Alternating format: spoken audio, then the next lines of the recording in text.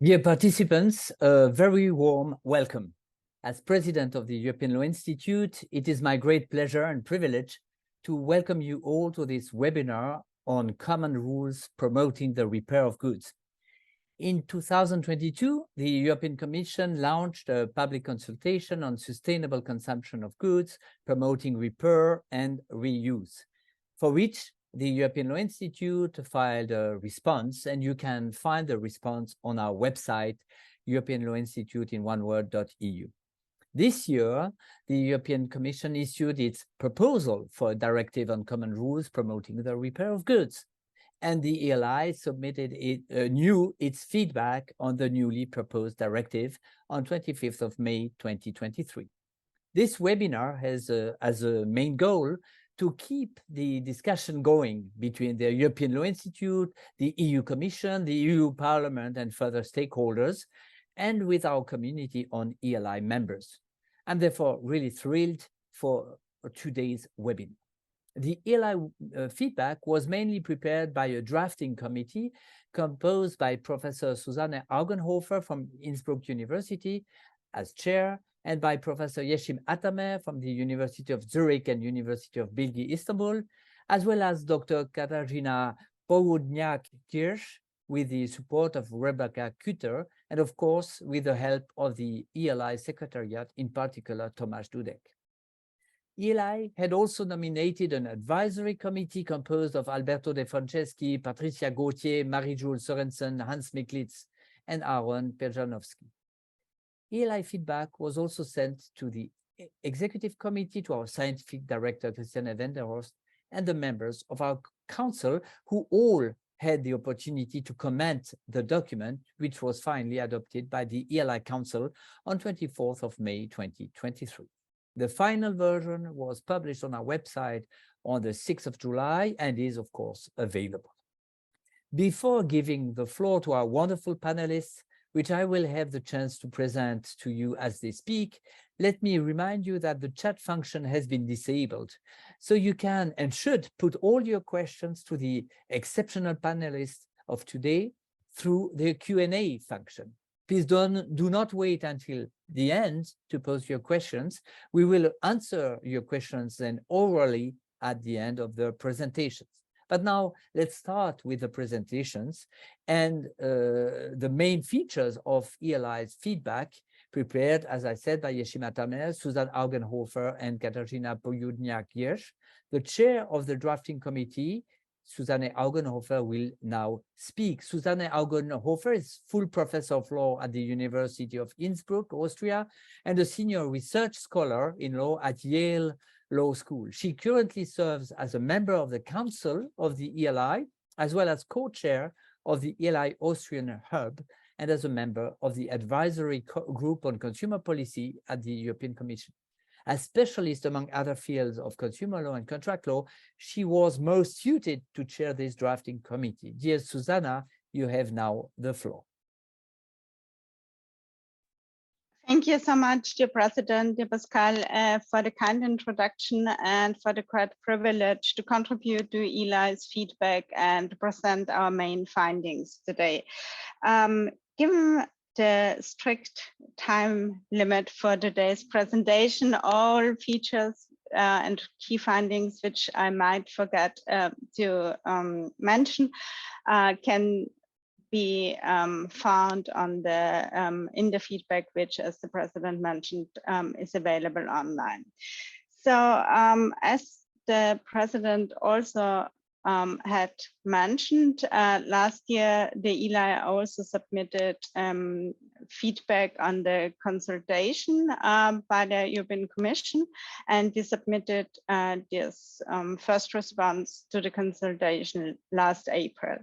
And in the consultation, European Commission had asked which amendments of the Sale of Goods Directive would be most effective, introduced the concept of the right to repair, and also asked the, I guess, only theoretical question if action should be taken at the European level or a national level.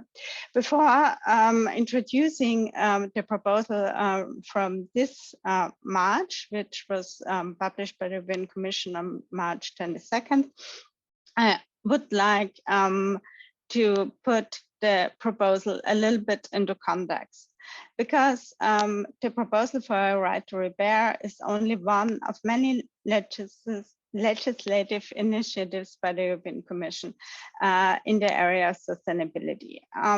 Already last March, so in March 2022, a proposal for a directive to empower consumers for the green transition through better protection against unfair practices was published, and this proposal was complemented by a proposal for a green claims directive, which was published like the proposal for a right to repair on March 22nd of this year.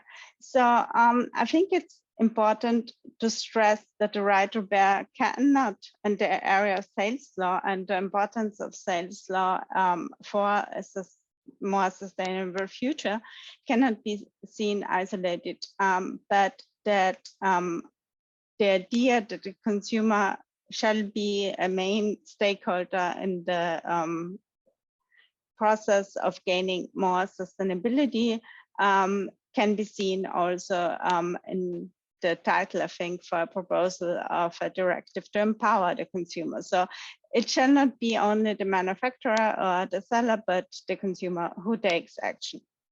Of course, the presentation today will focus on the proposal for the right to repair, but I think, and maybe we can come back to this in the discussion, this right to repair cannot be seen isolated, but must be seen together with other proposals by the Commission, especially also together with the regulations for eco-design requirements.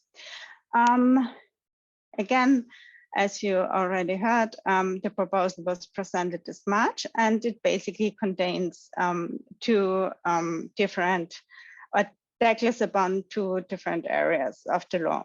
So the proposal differentiates between measures within the legal guarantee, so what we usually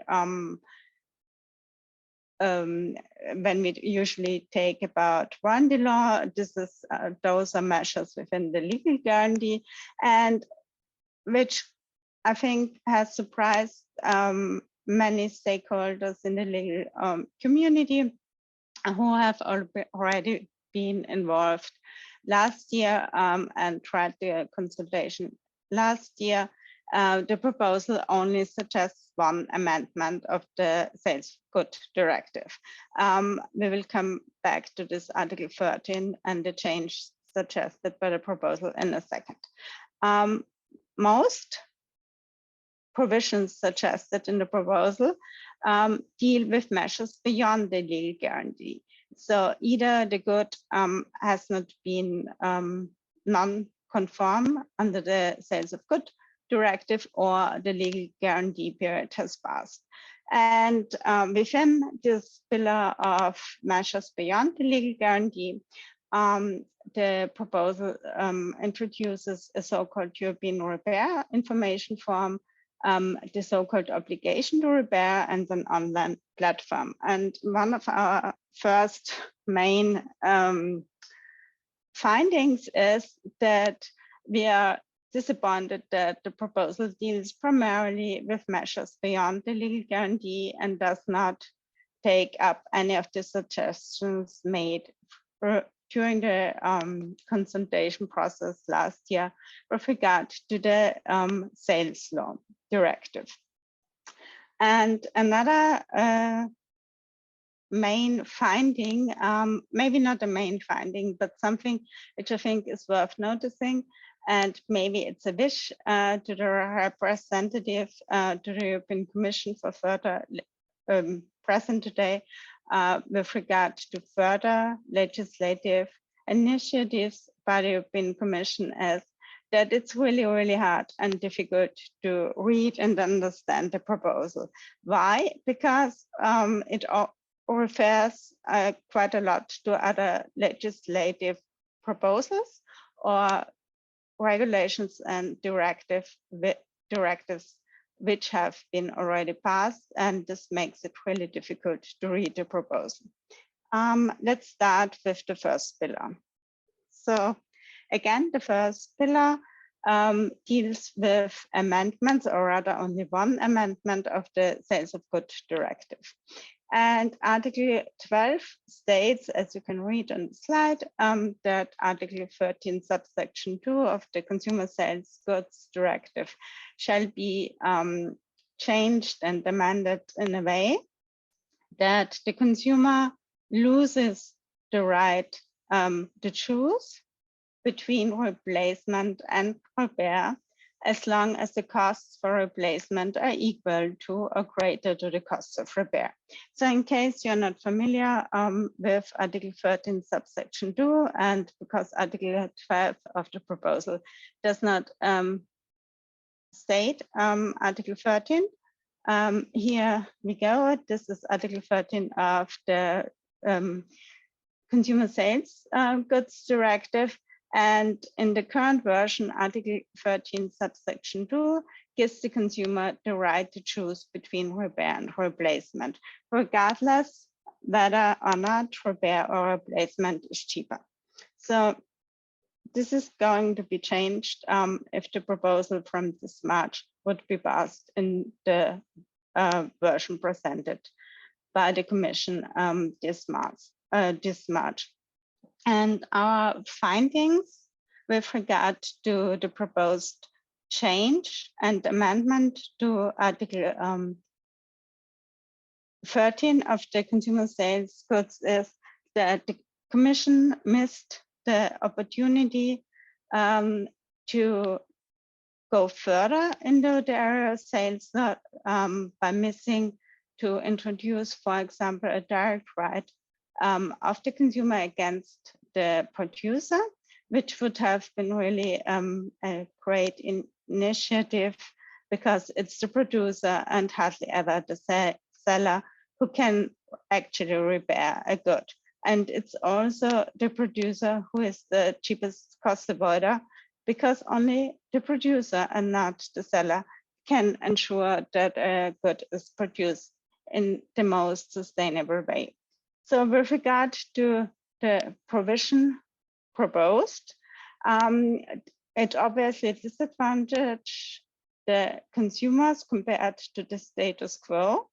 And also it gives the seller a right to manipulate the outcome of the process, because it will be basically impossible for a consumer to reject the claim by the seller that either repair or replacement is more expensive.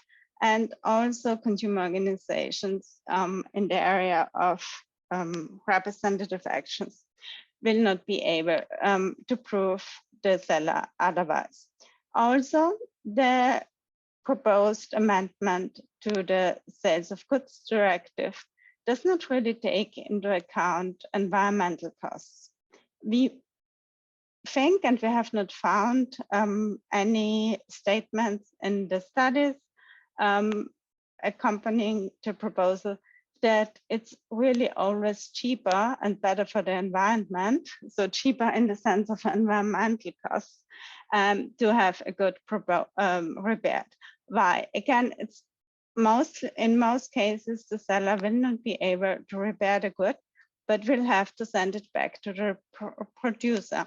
And in a world of global supply chains, it might take a lot of energy to send the good back to, I don't know, somewhere in Asia where it was actually produced. Also, in an ideal world, consumers are interested in a more sustainable environment. And we fear that if the consumer loses the right or the possibility to choose between repair and replacement, it will hinder any trust in repair if the consumer does not get anything in return, like a longer guarantee period.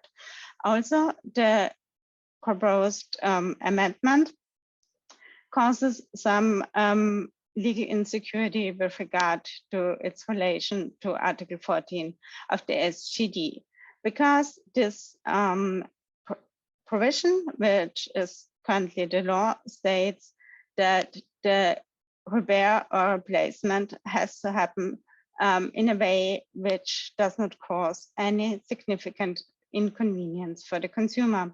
But the proposal does not state how long a repair might, or how long this, or within which time period the seller is supposed to repair the good. I like to name as an example a washing machine, which was not delivered in a conform way. So under the new rule, the consumer would have to accept repair as long it's cheaper. And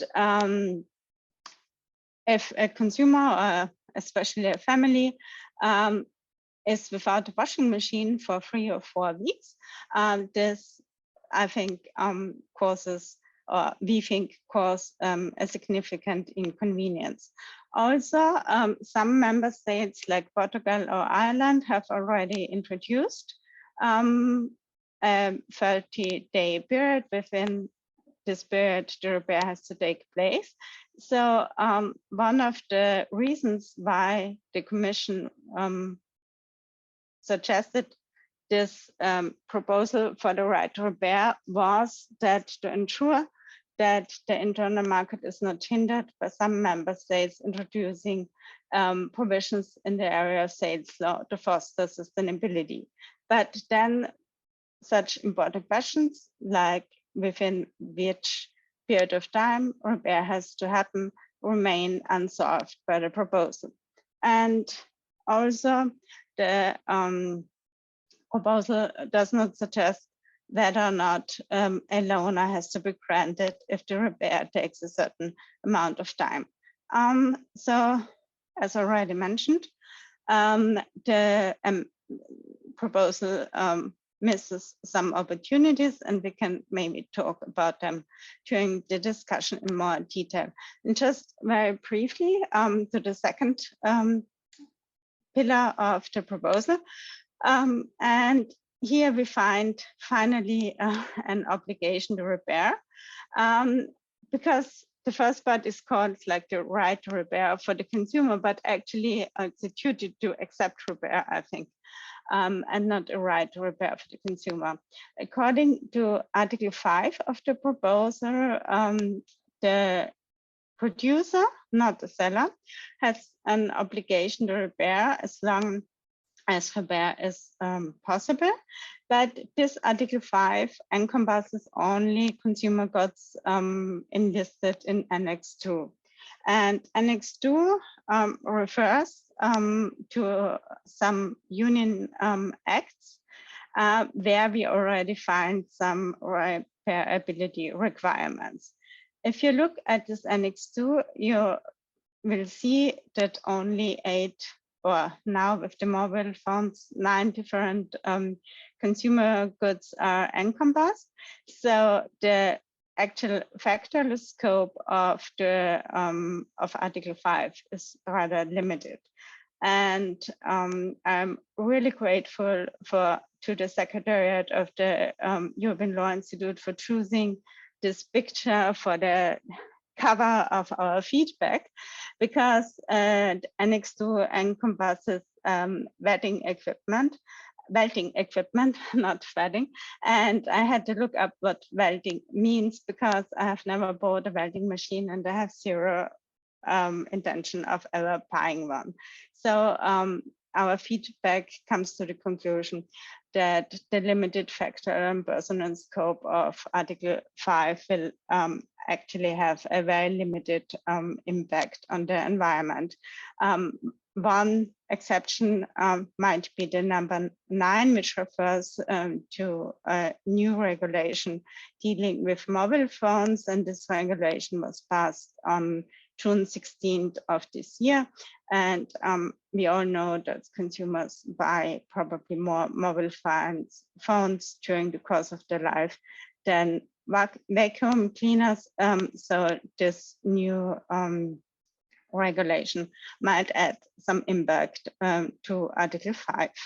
There are some open questions with regard to Article 5, like does repair is possible mean it's actually possible or impossible, or has this has it to be financeable, and then what price can the producer ask for the repair?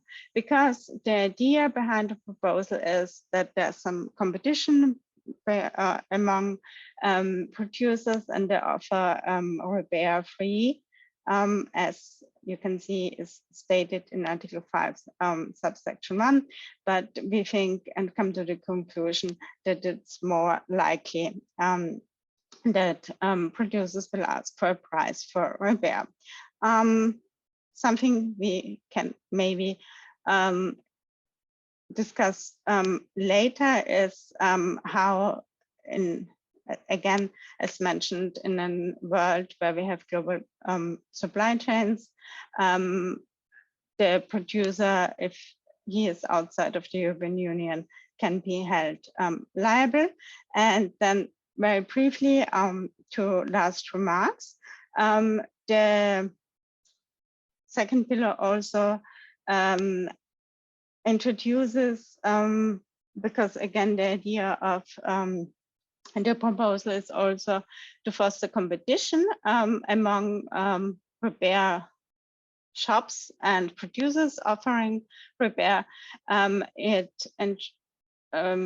requires producers to ensure that independent repairs have access to spare parts and spare related information and tools. But again, this only, the scope for this Article 5 subsection 3, again, only encompasses the products listed in Annex 2.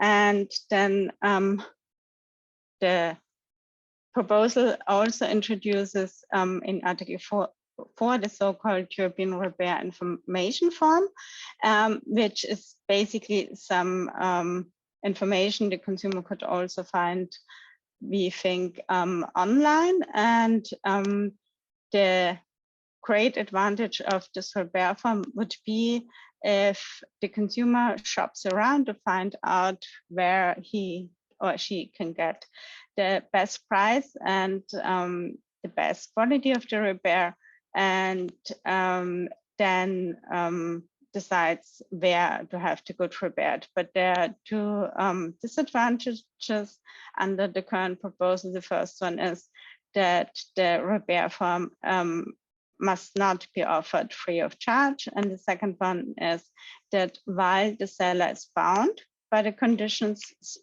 specified in the form for 30 days, it does not oblige, we think, under the current wording, to actually offer the repair after 13 days, which would be also, or is also a great disadvantage for the consumer. So a deterrent effect for the consumer to actually use the form because it's so expensive, and then it's unclear if it's a binding offer. And one, I promise, a last point, the proposal also introduces in Article 7 an obligation for the member states to have a so-called online platform for repair. And the idea is great, we think, because again, like the repair form, it would enable the empowered consumer to make rational choices.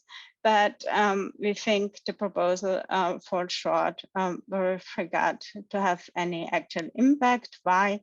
Because each member state is supposed to have one platform.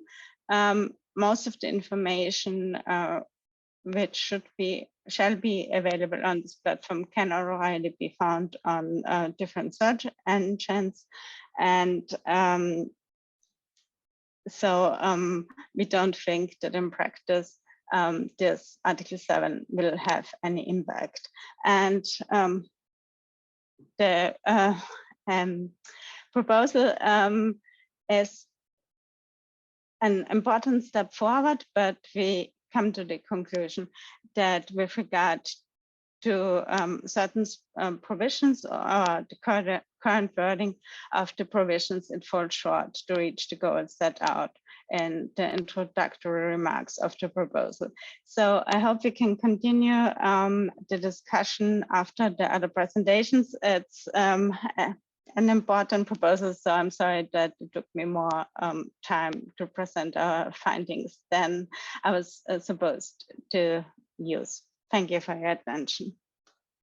Thank you very much, Susanne Augenhofer, for this overview of, the content. And it's important to have an idea of the content before discussing also our position and the various remarks of our panelists. And therefore, I think what you've presented is really useful. Now we will continue. And because this is a proposal that will come in front of the Parliament, it seemed to us very important, of course, to have a Parliament representative, an MEP, in order to reflect with us also, and who better than René Repassi? He's a member of the European Parliament for the SD group, Social Democratic Party of Germany, since February 22, and he's also a professor of law at Erasmus University Rotterdam. He's therefore, I would say, very well placed to assess both in dogmatic term and in practical or political perspective what is proposed, also because he's a member of the Parliament's Committee on Internal Market and Consumer Protection and the rapporteur for the proposal for a directive on common rules promoting the repair of goods in the Parliament. So therefore, he will be at the maneuver, if I may say so, during a couple of months now around this proposal. So René Repassi, I'm really glad that you could make it and be with us, and I give you the floor. Thank you. Yes, thank you very much for giving me the floor and for having invited me here to this meeting. Of course, as a legal academic that I was 9 years before I started my career as a politician, the European Law Institute was very well known to me. So I also very much appreciate the input that is given by the experts from the European Law Institute on this particular piece of legislation. In Brussels, we are used to a lot of input from third-party interests. And with the European Law Institute, I'm convinced that this is an objective input given by legal academics. By the way, at my home faculty, Erasmus School of Law, I also have installed a little working group of our consumer protection law experts that is working together with me on these issues from a more legal academic point of view. But of course, I'm living in a political world, so I also have to see what can be realized and what is possible within the framework given by politics. Now, on the basis of the presentation made by, if I may say so, my learned colleague, Susanne Augenhofer, it makes my job a little bit easier, since it is clear that we have to look at actually two dimensions. We have the very important dividing line 2 years after the purchase was realized of the good, and actually 1 year thereafter, when the legal presumption expires. And afterwards, it is a bit challenging for a consumer to make use of the 2 years period as proving that a mistake, a default was actually there at the moment of the purchase is quite a challenge, let me put it like this.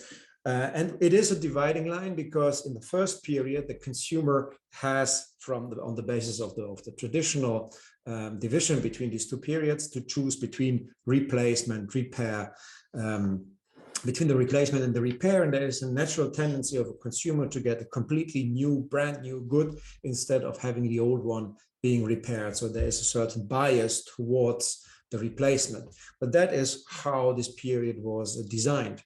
And then thereafter, the situation totally changes, because then the replacement is not an option for free, but it actually costs, if you talk about phones, an iPhone more than 1,000 euros.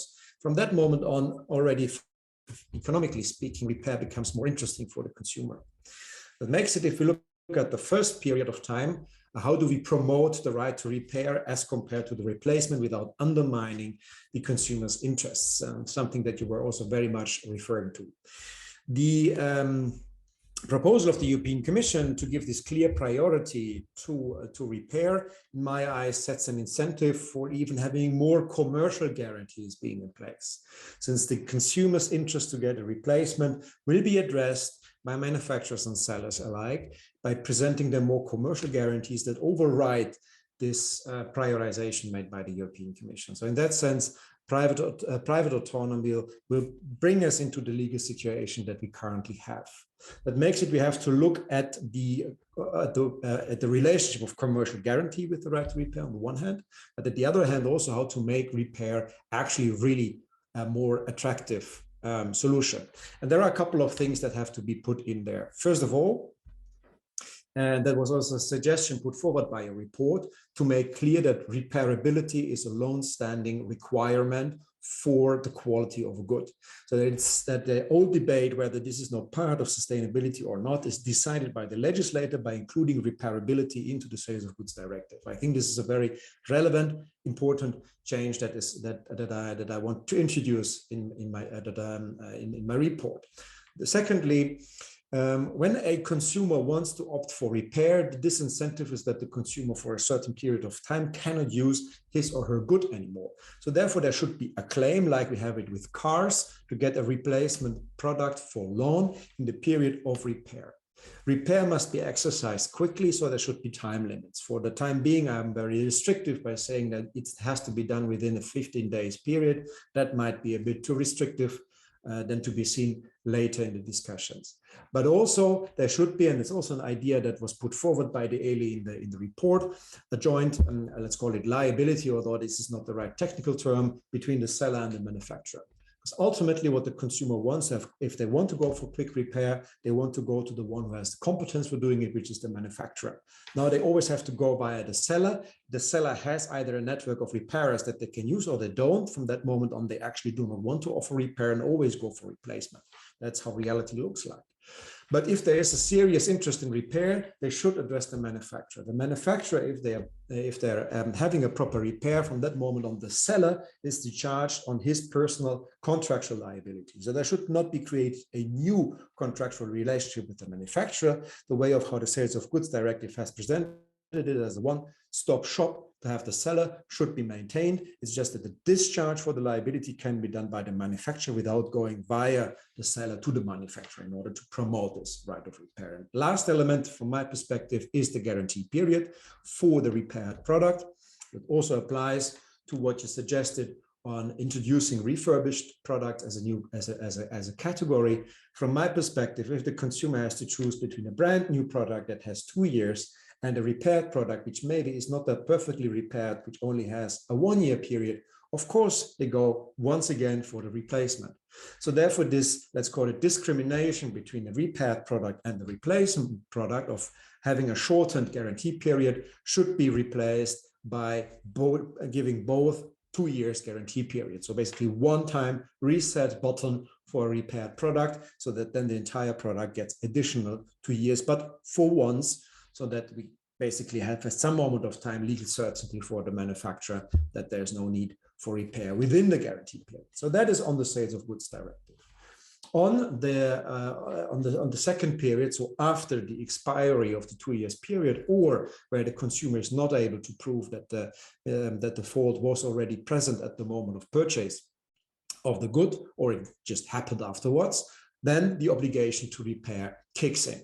And when we look at the obligation to repair, we also have to look at the incentive structure. Mainly, this is getting a bit outside of the scope of the discussions around purely consumer protection law, because we need to incentivize repair.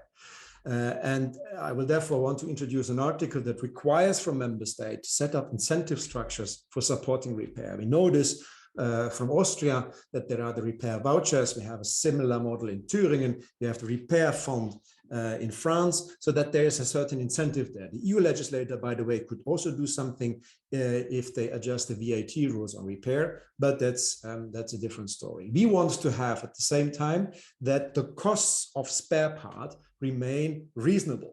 If you talk to independent repairers, they mainly say our issue is not costs per hour, but it is the costs for spare parts. So we try to regulate as much as possible on the legal basis of Article 114. We cannot intervene too much into the sphere of competition law with 114, but a little bit we can do, as the Digital Markets Act has shown, so that we do some type of price regulation by describing that these prices shall be non-discriminatory and reasonable, knowing that later judges will give some more flesh to those open notions, but that there is a way to open up the market by bringing spare parts to down to reasonable prices, in particular where you at times see that spare parts have prices that can hardly be explained by market reality, which then also requires transparency requirements that are also already mentioned in the directive, and that in that sense should be enforced. So this is now in broad lines my report. I would like to mention one thing on specifically, since it was also mentioned in the report, on what is under the obligation to repair the impossibility. I certainly agree with the assessment made by the ELI that we need to give some ideas to it. So therefore, I reiterate now in the legal text what is already mentioned in the recitals, that impossibility is only to be understood factually and legally, but the producer cannot refuse or shall not refuse if this is done purely on the basis of economic considerations, such as the cost, so that we have some clear guidance on the notion of impossibility. That is, I believe, in the spirit also of the European Commission, as I mentioned it in the recital. Hence, to clarify it in the article is giving only clarity so that they don't get unnecessary debates on the particular matter. So there's a lot of more in the details. Oh yeah, right. One thing is, I believe, relevant. This is the Annex 2. Since there's a discussion, should the obligation to repair be extended to all kinds of categories or be limited to the ones that we have in Annex 2? After long discussions, I have decided to stick to the initial Commission approach, to have it limited to product categories, as there is an interplay with the eco-design requirements. And it does only make sense to establish an obligation if, on the other hand, there's also a product requirement on the producers to actually have repairability in their product design. Yet I will extend the list by those product categories that are clearly visible for everybody with good human brains that this is repairable, such as bikes, such as batteries. So there are also other product categories imaginable where we do not need eco-design regulation in order to conclude that is repairable, and by that covered also by the notion of repairability that I want to include in the Sales of Goods Directive. I think by that I have run you to the improvements that I would like to suggest within the framework that there's given. This is not a universal right to repair, as it's, for example, discussed on the other side of the ocean, but I believe this is bringing us forward in the entire debate and improving the situation for both consumers and repairers. Thank you. Thank you very much. Thank you very much, René Repassi, for this very straightforward and clear presentation. And also, I think you evoke the action directe in a way directly to the producer, which is interesting. Whether you think it as an action directe is something to be seen. I'm not sure. You were not very, I mean, you did not use the term, so I don't know whether you want to go into that direction. But I think there is a lot of very interesting ideas here that could really go into the direction that we tried also to mention in the in our position paper by ELI. So thank you very much. Without further ado, because we will have time for discussion later on, I want to go to the next speaker, next panelist, and this is Kilian Kaminski. He's one of the 3 co-founders of Refurbit. Previously, he was head of the Amazon Certified Refurbishment Program, and so we are really in the mid of refurbishment and repair. And he's a new key account manager for the largest electronic retailers at Amazon Germany. Kilian is a member of a consortium of experts on the European Union's circular economy. And of course, when we speak about repair instead of replacement, we are speaking about circular economy. And so I have now the pleasure to give the floor to Kilian Kaminski. Yeah, thank you very much for the invitation to the webinar. Today, I'm also representing the European Refurbishment Association, EUREFAS, as one of the board members. So also the statements that I'm setting here today are also within the whole industry association for the refurbishment part. So from my perspective, the current linear model of production, consumption, and waste processing is not sustainable. Many of the resources we depend on are finite.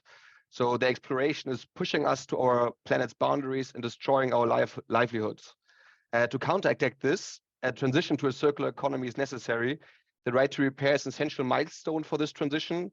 Repairing and reusing appliance should not only be an option, but become the new norm in Europe. And I think also my previous speakers mentioned a couple of really important points, which I also would like to outline from our perspective.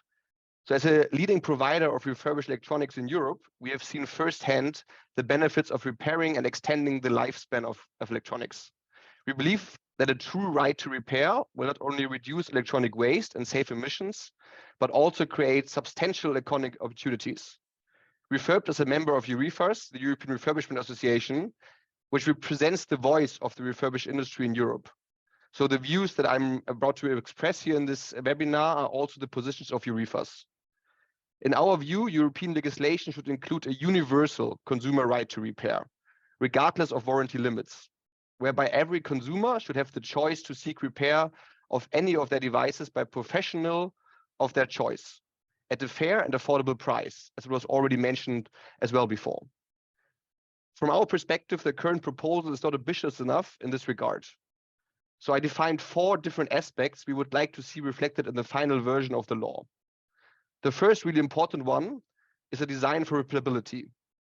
In order to establish a right to repair that is implemented in practice and has a true impact, devices needed to be designed and manufactured with repair in mind. The right to repair must therefore be understood as a complementing legislation on eco-design. While we acknowledge the process on the eco-design regulation, we are still a long way from where we need to be. Designs have become more intricate and complex, and manufacturers are making it more and more difficult for independent service providers to operate. So we really need to have a universal right to repair. As long as manufacturers can replace a damaged product within the legal warranty period, if this is cheaper than repairing it, they will not adapt the design of their products. As a result, for most products, replacement will always be cheaper than repair, and the most common and environmentally damaging option during warranty. If repair is not possible, replacement should be done with a refurbished product whenever it is possible. The second point is to ban practices that hinder repair. Any contractual hardware or software technique preventing or limiting independent repair outside of the manufacturer or distributor certified network, such as, for example, part pairing, so serialization, should be prohibited. The obligation to repair should also apply indistinctly to all products, new or secondhand, regardless of where they have been bought or previously repaired. It is unfortunate to see an increase in cases where OEMs refuse to repair their own devices solely because they have been refurbished or repaired by an independent service provider outside of their control. The third one was already mentioned as well, is the access to spare parts and repair information. Manufacturers should not be allowed to restrict repair to their own network or spare parts, as this would give them a quasi-monopole on repair and discriminate against independent repairers. The law should ensure that repair can be done using original, compatible, or reused and second-hand parts, which comply with EU standards and safety and environment regulations.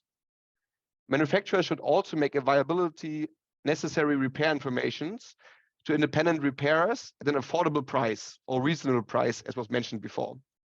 This will increase competition and choice in the repair market and also offers much better opportunity for the consumers. The fourth point is a fair and proportional pricing.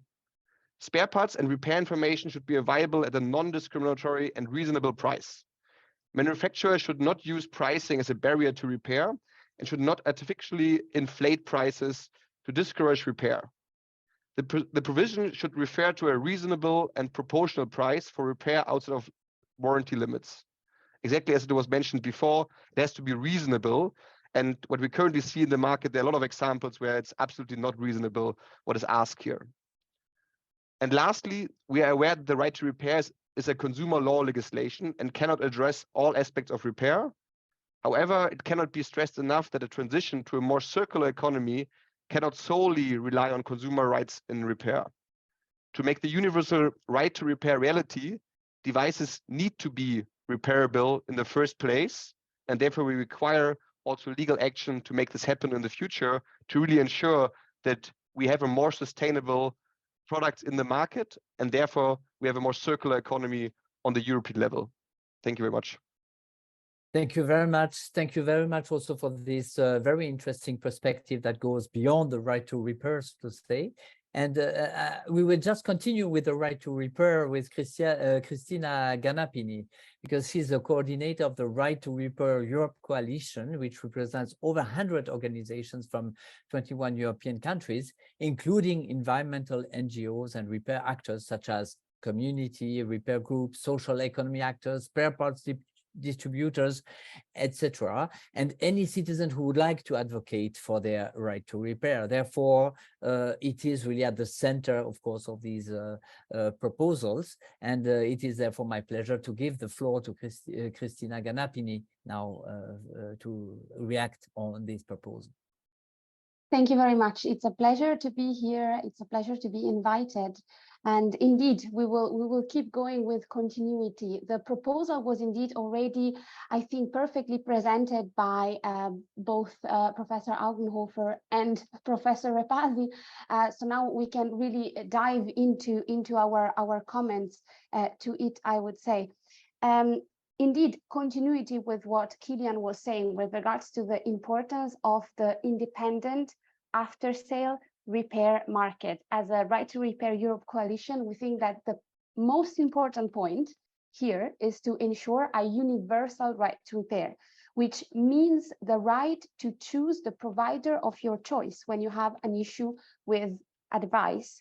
And this beyond the legal guarantee, literally beyond the entire framework and for the entire expected lifetime of a device. Let me just give you an example, just a personal story to understand why we insist so much about the independent repair market, why we don't think that the manufacturers' networks can do it all. For instance, if we have a water damage in our phone, very often, we will go to manufacturers and they will tell us this is not repairable.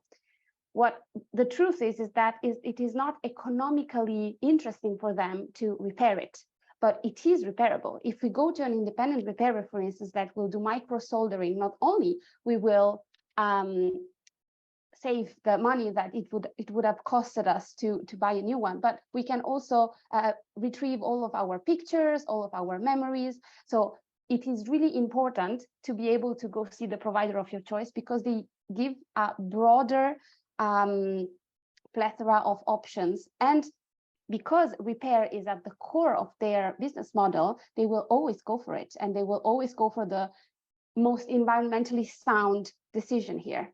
So now to go back to the legislative proposal, we think that what is really lacking here, or what we must expand on, is this universal right to repair, and we believe that we can do this in Article 5. So the obligations for the producers. First of all, however, its scope must be expanded. Here we definitely agree with both the ELI assessment and Mr. Repasi's view. Currently, it only covers 8 product categories, and it leaves out the most problematic and unrepairable products, exactly because these are not covered by eco-design yet, so they won't be covered by anything. Whereas here, the opportunity is to make something which is broader. So we definitely think that we need to extend the scope. Other important elements here is to open the repair market up even outside manufacturers' networks. And this will create affordability. This will create an actual accessibility of repair for consumers.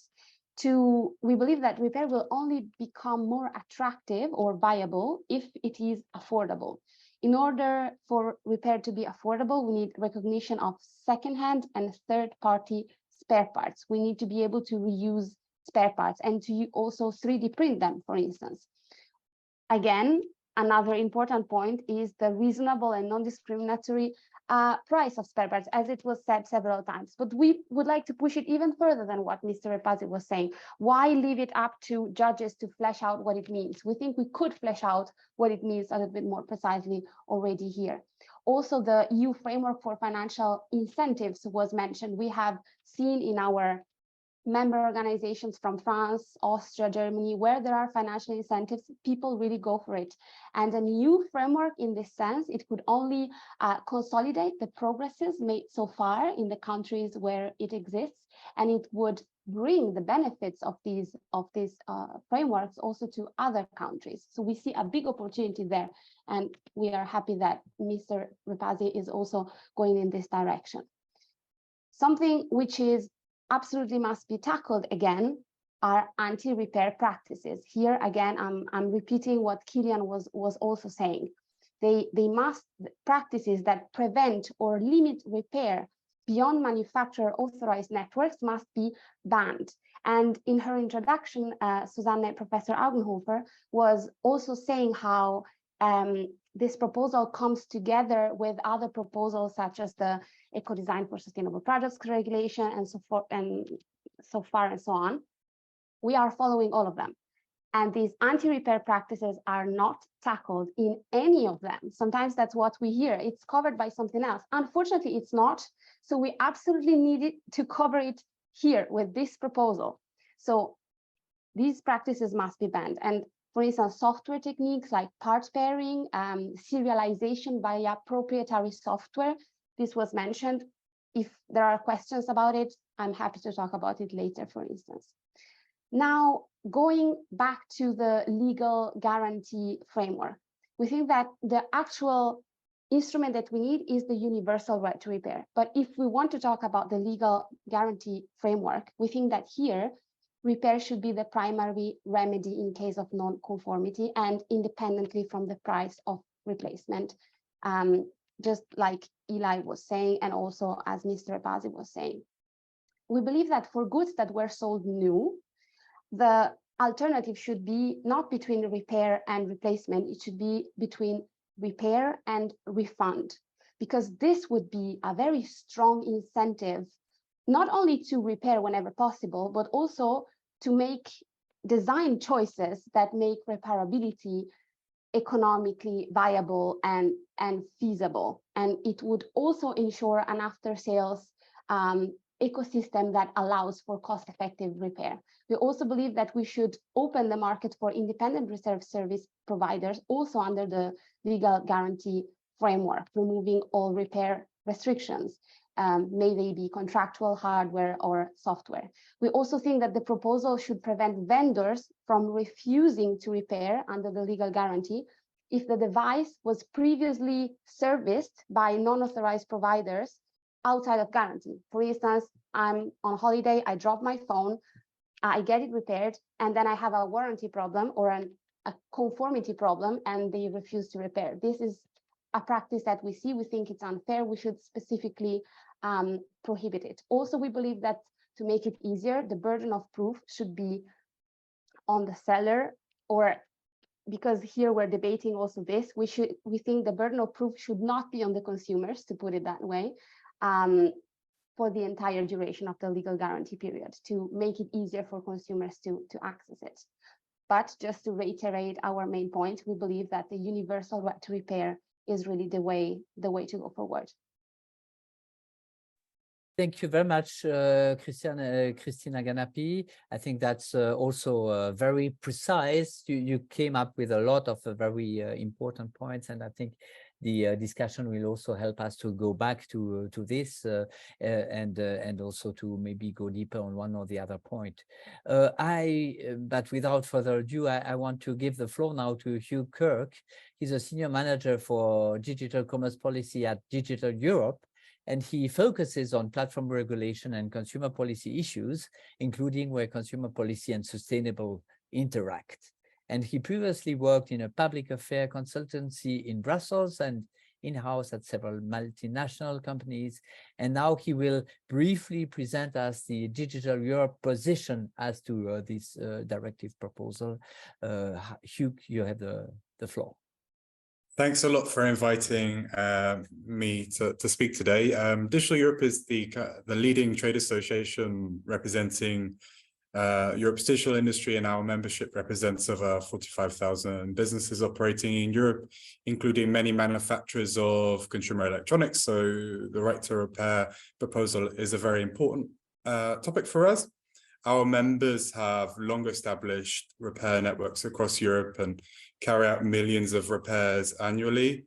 These repair networks are an important part of reducing the environmental impact of ICT products, but also ensuring trust in our brands. From our perspective, we really welcome the Commission's new proposal, which we think will help drive even more repair in Europe.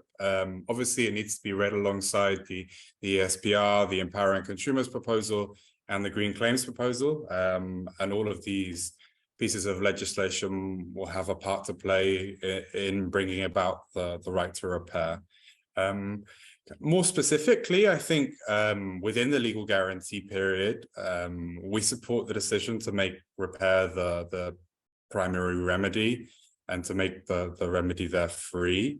However, we would like to see more of a role for replacement with refurbished products within the legal guarantee.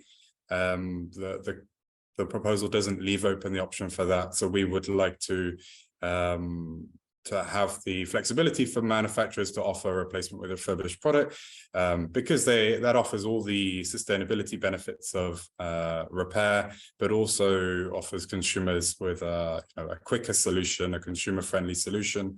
And we know from the Commission's proposal that one of the main reasons that they're not opting for repair at the moment is because of the speed. Outside of the legal guarantee, we strongly support the link to the EU eco-design requirements. This link to existing and emerging product-specific repairability requirements is key. And obviously,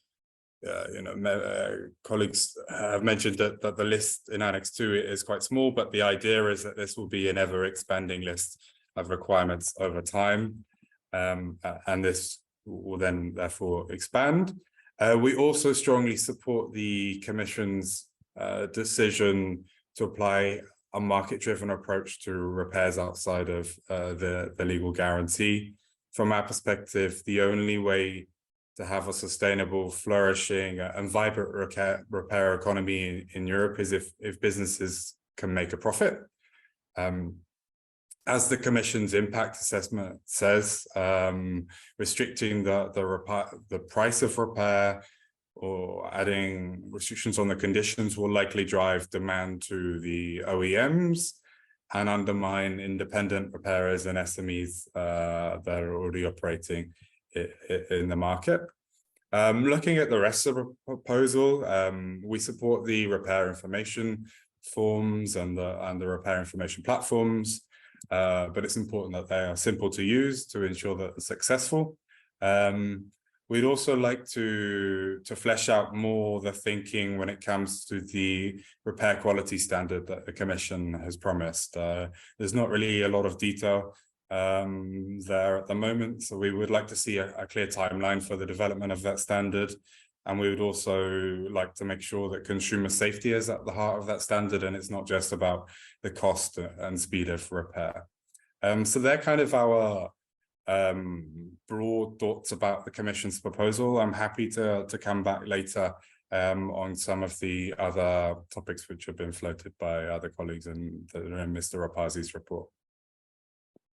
Thank you very much. We see that there's a lot of views that go into the similar direction, so probably that will help the Commission also to improve, I mean not the Commission but the Parliament, to improve the proposal of the Commission. And so thank you very much Hugh Kirk for these very interesting points. And now our last speaker for tonight before the Q&A section, it's Martin Spiriditis, and he's deputy head of unit responsible for the European Union's consumer protection legislation in the DG for Justice and Consumers, DG Just of the European Commission. So Martin's main current project include the legislative negotiations of the proposal for a directive to promote the repair of goods that the Commission put forward in March 23. And so, of course, he's at the heart, so to say, of at least some of the negotiation that needs to take place in order, at the end of the day, for this directive to be adopted. And therefore, I think it's very crucial to hear also what is the so-called regulatory update on this directive. Martins, you have the floor.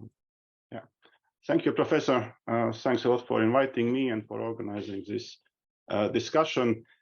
Indeed, since the adoption of the proposal by the Commission, we have now entered into a very dynamic, interesting period of legislative negotiations, both in the Council, with the Member States, and also in the Parliament. So the IMCO committee and the rapporteur, Mr. Epazi, has already put forward the draft report, and the process of presenting amendments and adopting the Parliament's position is underway. And also Council is making progress. The previous Swedish presidency and the new current Spanish presidency is treating this file as a priority, and so we have hopes and good reasons to expect that this proposal will be adopted, finalized shortly, and that the trilogues will start very soon, by the end of this year in particular, so that the whole process could be finalized next year before the European Parliament goes into its recess in view of the elections. So the previous speakers, in particular Professor Augenhofer, already presented the content of the proposal, so I'm not going to spend time repeating that. We heard quite a few critical remarks and points of view, but also quite a few supporting messages about the proposal. So I thought I will focus on explaining the rationale of two elements that seem to be most prominent in the discussion. So first, regarding the Commission's proposal regarding consumer remedies during the legal guarantee period, and then the choice we made regarding the obligation to repair beyond the legal guarantee. So it has to be taken into account that we did not set for ourselves as objective to completely revise and overhaul the sales of goods directive. So considering that it was adopted only in 2019, following more than 3 years of very intense legislative negotiations, so the time is not ripe to go into proposing major changes to that instrument. So we need to see how it works. So in due time we will report on its application. So we focused really on the specific changes that we thought were needed to promote, to achieve our specific objective, meaning that more consumers repair their goods during legal guarantee rather than seek replacement. Several options were discussed. We finally opted for the one which presented itself as being most efficient. So limiting the choice of the consumer, basically to request a replacement in a situation where the repair would cost the same or would be cheaper as replacement. And we are fully aware and we fully acknowledge the criticism and the fact that this is a restriction on the existing consumer rights. So we know it fully.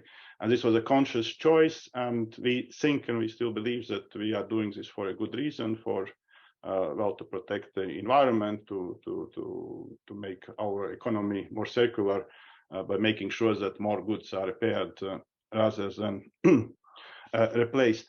There are certain things that we need to probably better explain in the legislative text, and we heard today that this new limitation will also have as consequence that consumers will basically have to accept repair regardless of the circumstances. For example, the existing conditions that repair or replacement, as it could be, have to be without creating significant inconvenience for the consumer. That condition remains fully applicable. So for certain types of goods, most probably the only way for the seller to offer repair will be by also offering at the same time a temporary replacement product. So in order not to create a significant inconvenience, this is likely to be a measure that that will have to accompany the repair. As regards our choices regarding the obligation to repair beyond the legal guarantee, one of the arguments and requests we heard that we should have opted for a broader product range. But again, here our choice was a conscious one. We wanted to impose this obligation to repair for goods which are technically repairable in accordance with the existing EU law requirements as regards their design, the possibility to disassemble those goods, as regards obligations to provide and to supply spare parts to the repair service providers or even directly to consumers.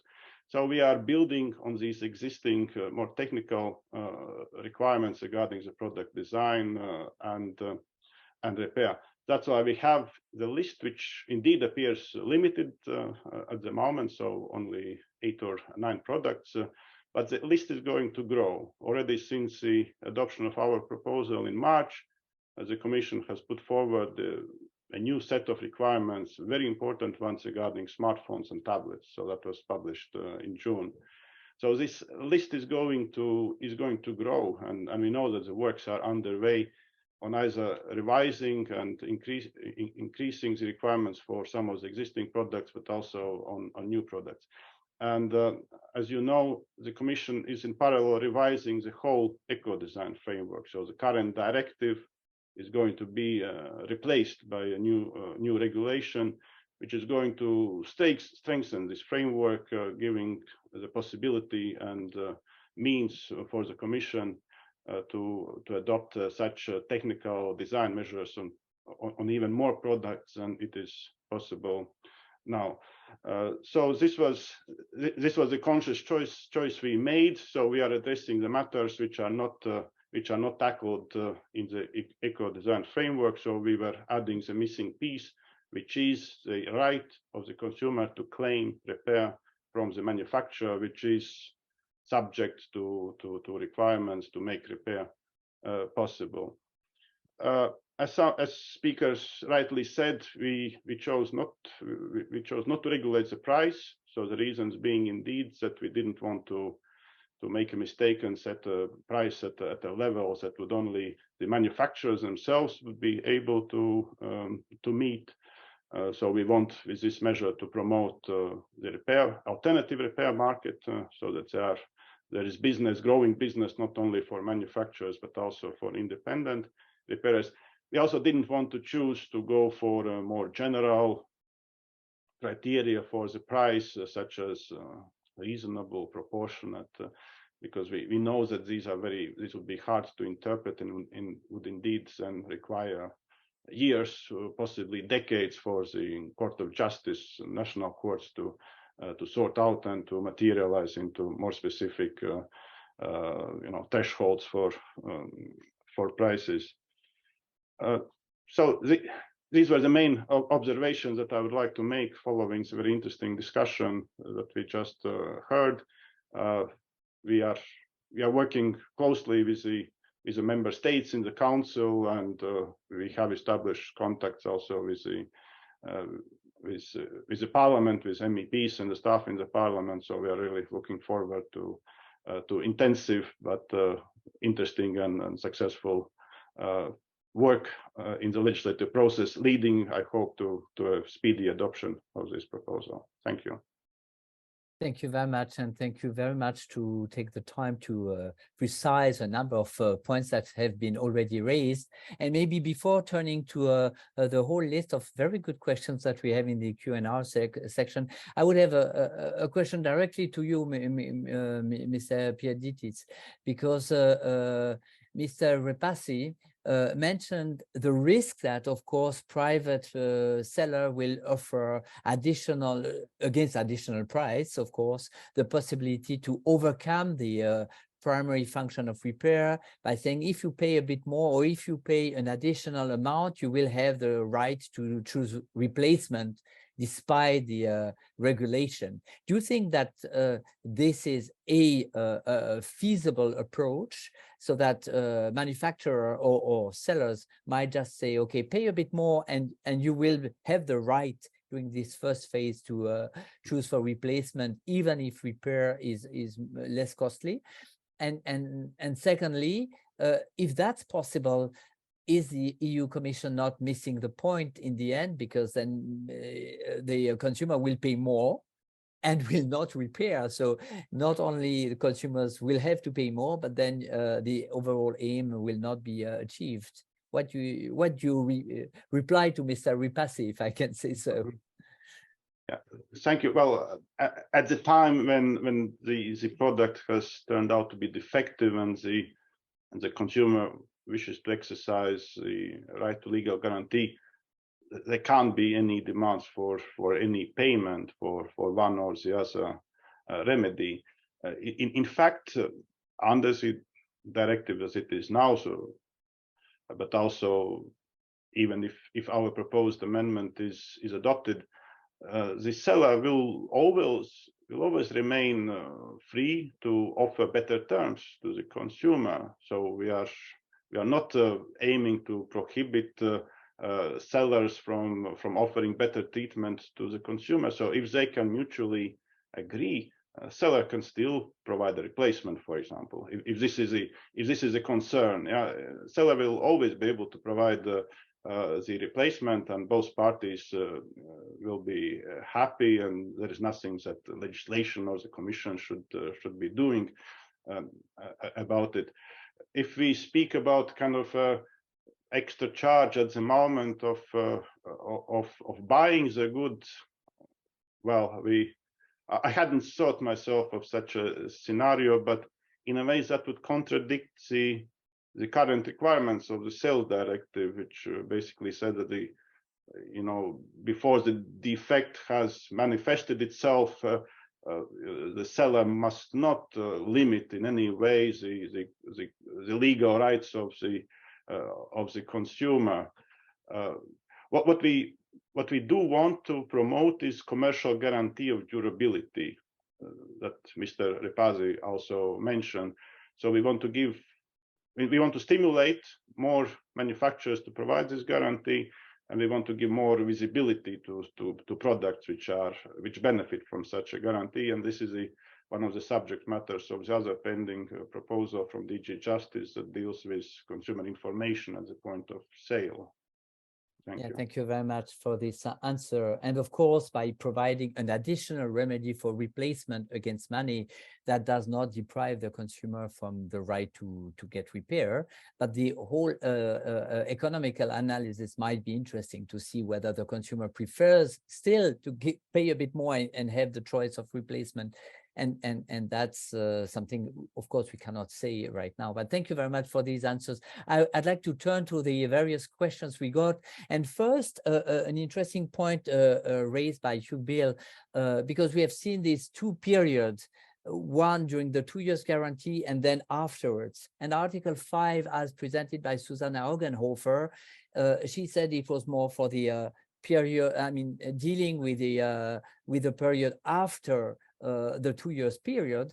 Now Hugh Bill asked whether if I break after 6 months, I break my iPhone, and of course it does not fall under the guarantee as such. Do I fall also under Article 5 according to you, Susanne Augenhofer? And so in a way, Article 5 is not limited to a certain period of time, but more to a subject matter, right? Whether it's covered or not covered by the warranty. Susanne. Yeah, so thank you so much, Hugh, for your question.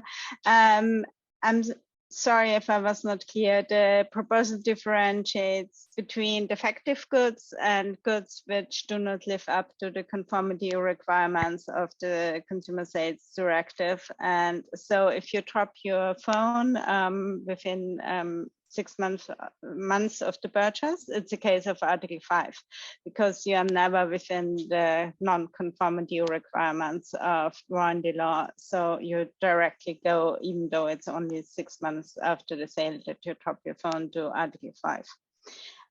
So yeah, and Yeah, I thank you very see much. nothing from part of the European Commission. So I'm relieved that my interpretation was correct. At least it corresponds to the interpretation from the legislator, but we will see what the courts decide at some point. But I agree with you.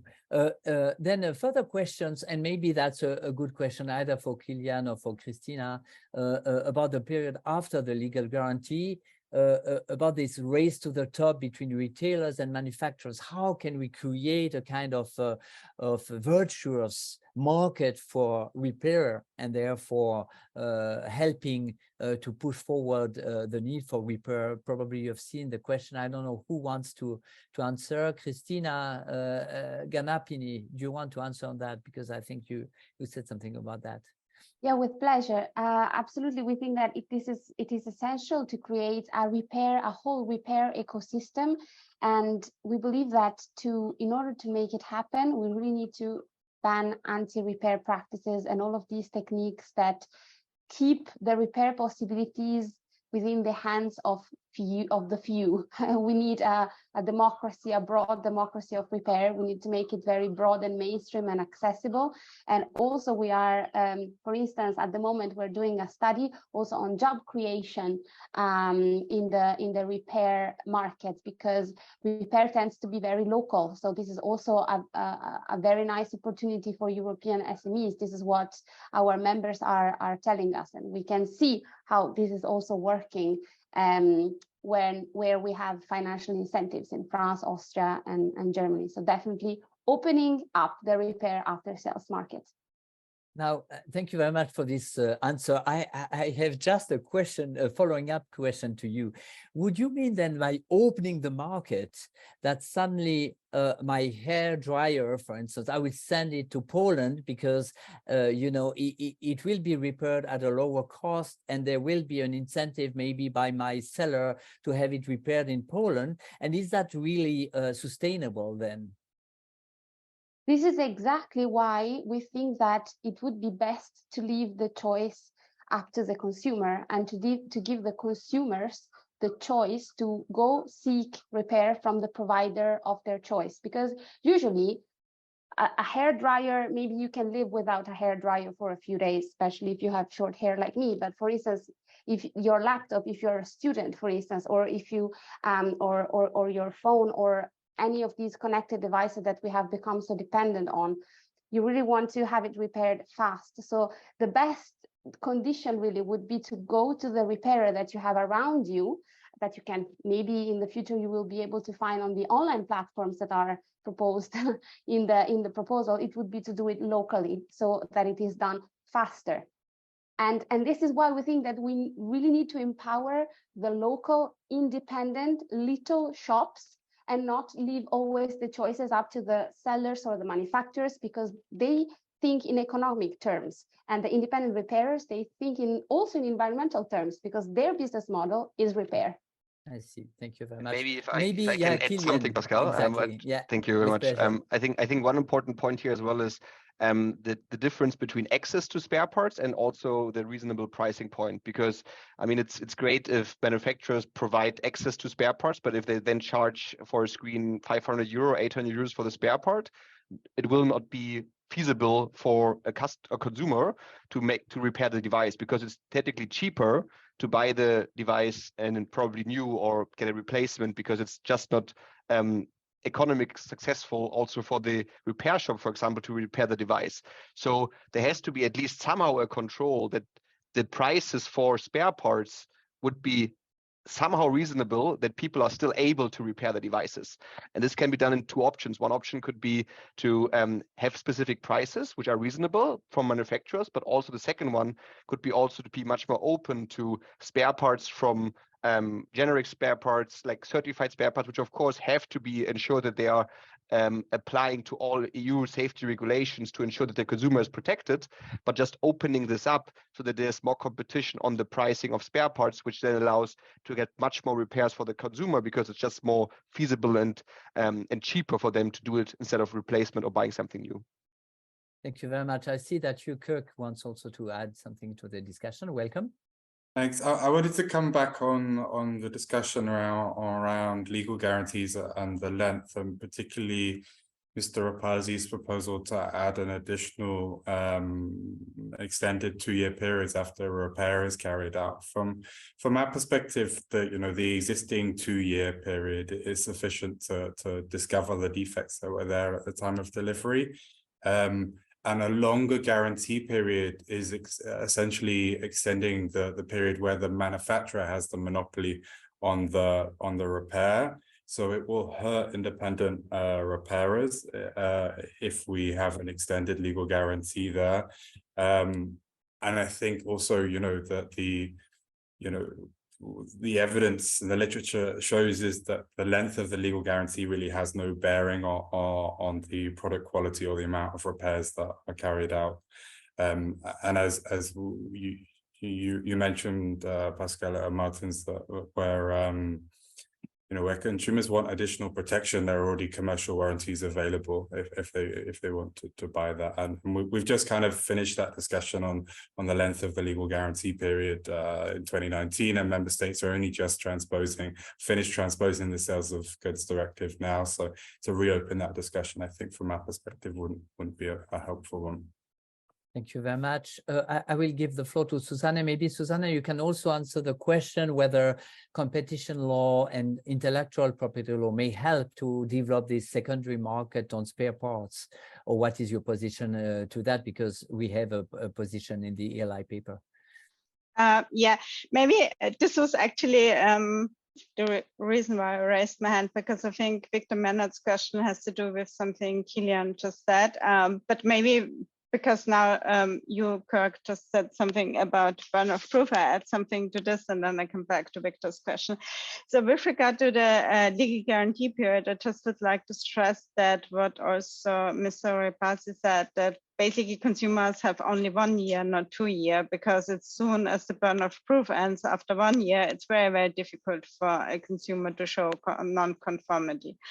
And with regard to additional commercial guarantees, which would enable consumers to still choose between repair and replacement as long as they pay enough, I think this would create further social unsustainability, because only consumers which have more money to spend can afford such additional commercial guarantees. And as the president has mentioned, it might not create a right incentive for the producers to actually produce goods with a longer durability if they could charge the consumer to still get the good replaced instead of repaired. So it's basically a double win for the producer. And coming back to Victor's question. Just on that, Susanne, would you say therefore that this type of additional warranty should be prohibited then? I think I have to think it through one more time before I give a definite answer, but I think it's, I don't like the idea that the seller can, or the producer can get away with not fostering the environment, and the consumer has to pay it, and then he's also, oh, I don't care about the environment, but only as long as the consumer can afford to spend money on the additional commercial guarantee. And then, I mean, if we would accept such commercial guarantees, then I'm not sure if we should change the current system and hierarchy of remedies within the legal guarantee. But again, I would prefer to think it through one more time. And coming back to Victor's question, I think it would be really important to also include antitrust law and intellectual property, but also property law into the discussion. Because as Kilian and I think also Christina mentioned, the restrictions to repair actually violate the consumer's property rights, because or also a non-consumer who sells something and owns a product should have the right to choose what to do with the good. And if the person wants to have it repaired by a third party and not by the seller or the producer, the consumer should have the right to do so. And it's actually a discussion in the US with regard to the right to repair, which is brought forward more in the area of antitrust law and property law and also IP law, and not so much in the area of sales law. So yes, I think that's something which is important and should be taken into account. Yeah. Thank you very much. I see that Christina has her hand up, and maybe she wants also to answer my question, which is linked to the Annex 2, because of course, when you have a closed annex, which has to be revised very often, the question is, what about analogies? Will courts be able to extend it by analogy? What is the impact also on antitrust, competition law? Because some products are on the Annex 2, and of course that creates some disruption on the market and not others. And maybe the dividing line does not lie on an objective criteria. So the question is really whether this annex is fit for purpose. If it's too specific, because then you might have really competition law issues as well. So I was wondering how you see that, Christina, or maybe you can answer to whatever you want, but I think that might be a point. Thank you. No, the question is very relevant. I have a number of comments to make. I wanted to go back to IP and competition law, because we are actually looking into it very, very practically. When it comes to IP law, concretely, because I believe we all agree that IP law is not favoring repair as it currently is. It is supporting these anti-repair practices, in fact, which is probably an unintended consequence. But the current discussions ongoing are in the design directive, the revision of the design directive. There's a repair clause there, which we support, of course, but unfortunately, it only covers a very limited amount of spare parts. So it's really not doing enough. What would really be a game changer would be a revision of the Information Society Directive, the copyright one, but that's a bit complicated, as you can imagine. That's very hard. So this is why we are proposing within Article 5 of this proposal a ban on anti-repair practices, because otherwise we're going to wait for 25 years and the climate is not waiting for us. We have 10 years and then arguably we're already in troubles. And this also relates to the question to Annex 2. It was said several times, don't worry, the scope right now is tiny, yes, but it will expand. Now, in 10 years of eco-design legislations, we have covered 8 product categories. How many different products do we have around us right now in our rooms? We don't think that at this rhythm, the legislation is keeping up with the reality. We need to make it much, much broader. And for instance, the scope of ESPR, we think that is more realistic. Thank you very much. And I think with that, we are getting slowly to the end of the time allotted to this webinar. I know it goes very quickly, but first of all, everyone will be able to look at the webinar again, because it's recorded, and think it through, and maybe come with further ideas in the process, in the consultative process that now between the Council, the Parliament, and thanks to the European Commission, we will also see probably some evolutions. Everyone is trying to get through some of the further ideas, and so I'm sure the discussion is continuing. So I'd like to thank all the panelists really for taking the time, for being with us. Of course, all those who took the time also to attend this webinar and asking questions, because that helps all the actors to reflect a bit further and try to find further and apt solutions. I'd like, of course, to thank the drafting committee that drafted the position paper of the European Law Institute on this directive proposal, and among others, Susanne Augenhofer, who was with us today and as chair of this drafting committee. I want also to thank, of course, the Secretariat of the European Law Institute that worked in the background to make this webinar happen and ensure that everything runs smoothly. And in particular, also Thomas Dudek, who was affected to this project of the European Law Institute. And with that, I think it's just time to come to an end with this webinar. So thank you very much to everyone, and have a wonderful evening. And we look forward to this continuing discussion. Good night, good evening. Thank you.